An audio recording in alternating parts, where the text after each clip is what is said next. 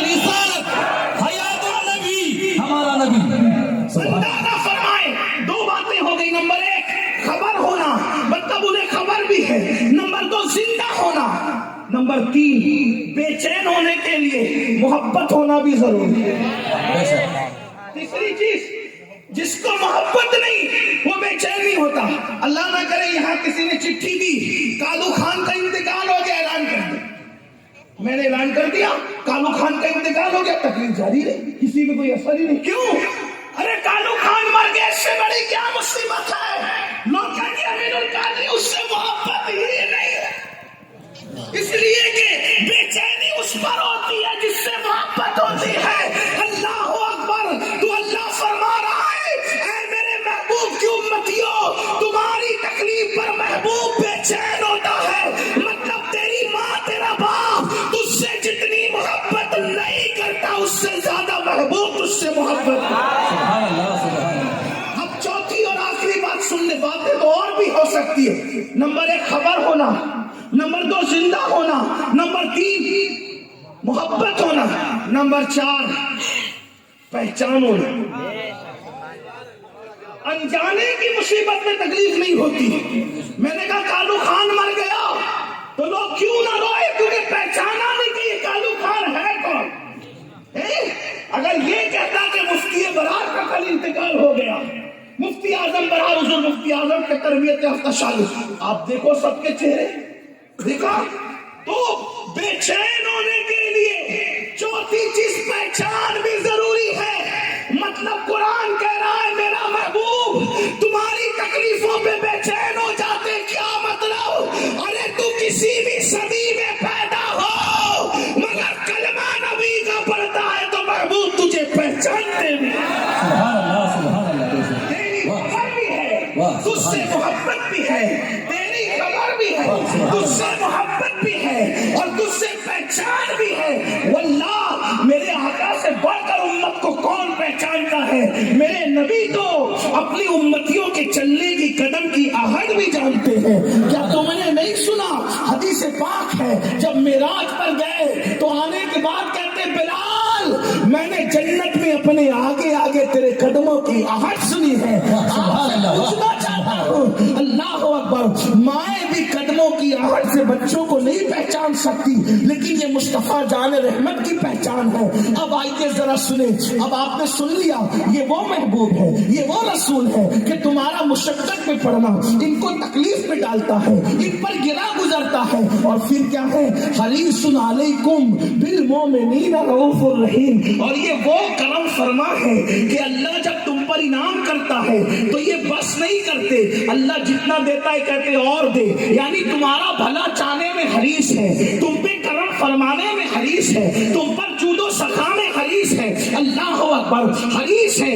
حریص علیکم. اور پھر آگے بڑھ کر کہا بالمؤمنین رؤوف الرحیم. اور مومنوں کے لیے تو پھر رحمت جو بنوں پر ہے.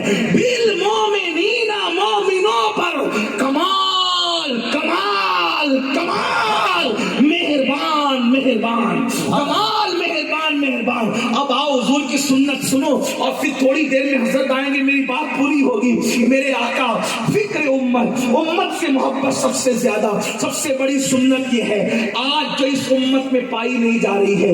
حضور نے تو امت سے محبت کی اور ہم حضور کی امت سے جھگڑا کرتے ہیں، حضور کی امت کو گالیاں دیتے ہیں، حضور کی امت سے بغض رکھتے ہیں، حضور کی امت سے کینہ رکھتے ہیں، حضور کی امت سے نفرت رکھتے ہیں. سن لو، عشق مصطفیٰ کا دعویٰ کرنے والوں، محبت رسول کا دعویٰ کرنے والوں، اگر تم عشق رسول کے دعوے دار ہو تو حضور کی امت سے تمہیں پیار کیوں نہیں ہے؟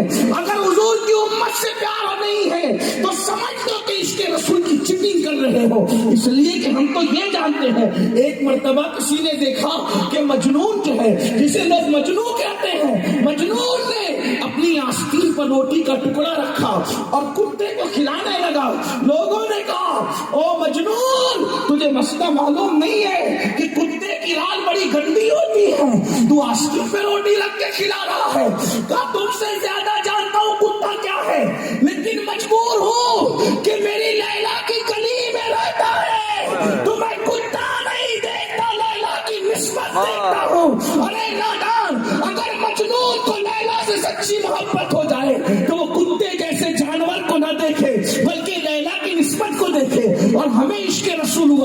تو ہم یہ قوم کو کیوں دیکھتے ہیں؟ ہم حضور کی نسبت کیوں نہیں دیکھتے؟ اس امت سے محبت کیوں نہیں کرتے؟ اللہ اکبر. آج گھر گھر آگ لگی ہوئی ہے، میاں بیوی میں جھگڑا، بھائی بھائی میں جھگڑا، بہن بھائی میں جھگڑا، ایک دوسرے کے حقوق کی ہم تلفی. مگر آؤ میں تمہیں بتاؤں میرے آقا امت سے پیار کتنا کرتے تھے، میرے آقا امت سے محبت کتنا کرتے تھے.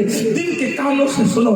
آقا جب پیدا ہوئے، حضور کی پیاری پیاری امی جان سیدہ طیبہ طاہرہ سیدہ آمنہ خاتون سلام اللہ علیہا ارشاد فرماتی ہے کہ جب میرا لگتے جگر، میرا نور نظر اللہ کا حبیب، دونوں عالم کا طبیب، کائنات کا مالک و مختار محمد الرسول اللہ جب میرے بدن سے ظاہر ہوئے اور آپ کی ولادت ہوئی، فرماتی ہے ایسا نور چمکا کہ اس نور کی روشنی میں نے ملک شام کے محلات کو دیکھ لیے. مکے میں بیٹھے میں نے ملک شام کے محلات کو دیکھ لیے. اور پھر فرماتی ہے جب اس نور پر میں نے توجہ کی، میں تو اصل عنوان پہ بات کر رہا ہوں لیکن اس سے مل کر دو چار باتیں اور پیش کر دوں. سیدہ آمنہ فرماتی ہے میرا شہزادہ جب پیدا ہوا تو اس پہ گندگی کا کوئی اثر نہیں تھا، میرا شہزادہ ننگا بھی نہیں تھا، بہنا بھی نہیں تھا، اس کے بدن میں کپڑا تھا، وہ کپڑا پہن کے دنیا میں آیا. لوگ ہم سے کہتے ہیں تم لوگ ایسی غلط سلط روایتیں بیان کرتے ہو کہ رسول اللہ کپڑے پہن کے دنیا میں آئے. میں نے کہا ہم سے یہ بات کرتے ہیں لوگ. ارے جب تمہیں نہیں پتا، سارے مفسرین ابن عباس سے لے کر نعیمی تک ہر مفسر نے لکھا کہ جب موسیٰ علیہ السلام کی قوم کو اللہ نے میدان میں قید کر دیا ان کو سزا کے طور پہ، تو چونکہ کھانا آسمان سے اترتا تھا، من و سلوہ آسمان سے اترتا تھا، پانی حجر سے ملتا تھا، جن دنوں بنی اسرائیل قید تھے. تفسیر اٹھا کے پڑھے، میں تفسیر کی بات کر رہا ہوں، پڑھے لکھوں کا مجمع علماء کی موجودگی پڑھی لکھی بات ہے. اللہ اکبر. کہ جب بنی اسرائیل کو اللہ نے میدان کے اندر قید کر دیا تو اس وقت جب بنی اسرائیل کے بچے پیدا ہوتے تھے، کیونکہ اب تو آسمان سے کھانا آ رہا تھا، پتھر سے پانی مل رہا تھا، ٹیلر کی دکان تھی نہیں، کپڑے خرید نہیں سکتے تھے، پہنا نہیں سکتے تھے، پہن نہیں سکتے تھے. تو ان دنوں قید کے دنوں میں جتنے بنی اسرائیل کے بچے پیدا ہوئے سب کپڑوں کے ساتھ پیدا ہوئے، اور جیسے جیسے بڑھتے تھے ان کے کپڑے بھی بڑھتے تھے. میں کہتا ہوں قوم کو سزا کے طور پہ قید کر دیتے ہیں تو وہاں کپڑوں کے ساتھ بچے پیدا کرتے ہیں، وہاں کسی کو اعتراض نہیں ہوتا.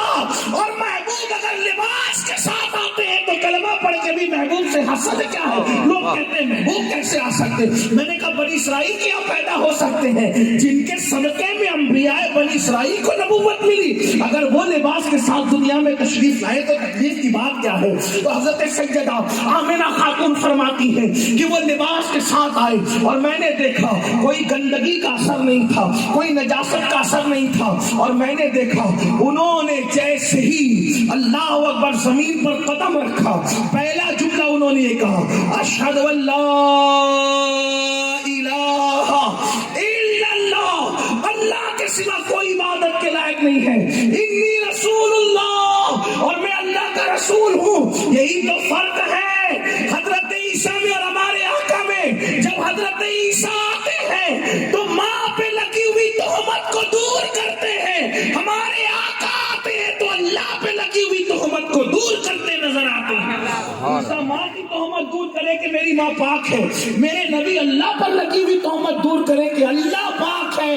جن کا تو شریک کر رہا ہے، جس کا تو شریک کر رہا ہے لوگوں کو، بتوں کو شریک کرتا ہے، وہ پاک ہے ہر تہمت سے، ہر عیب سے. اور اس کے بعد عیسیٰ علیہ السلام نے کہا انی عبداللہ، میں اللہ کا بندہ ہوں. میرے آقا نے آگے کہا انی رسول اللہ، میں اللہ کا رسول بن کر کے آیا ہوں.